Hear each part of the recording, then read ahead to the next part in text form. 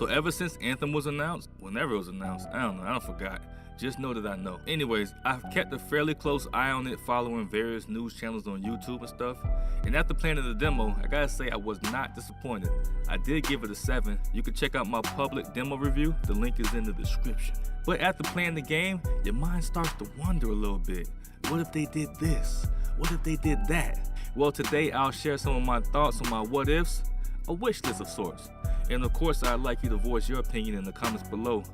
All 3 of you.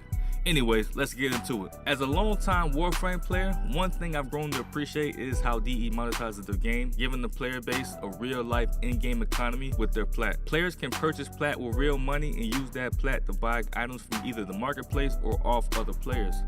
What if Anthem took a similar approach? By releasing new javelins or weapons and spreading those parts throughout the missions in the open world, giving players a choice to keep it or sell it. That in itself is in-game and gives players a reason to grind and people an incentive to purchase their premium currency. Basically a win-win. Also, other game modes could also add longevity to the game, such as a horde survival mode, procedurally generated dungeons or strongholds, or even better, player-created missions or strongholds. Man, there's so many different routes they can take. So I heard they're taking a Fortnite kind of approach.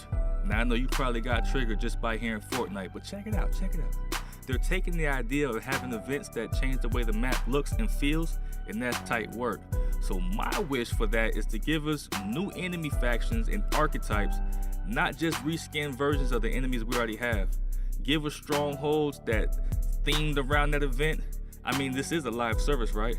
Well, service the people. Take that chance, put in the work, and if it doesn't work, then go back to the old model. Okay, so I'm gonna end it with this.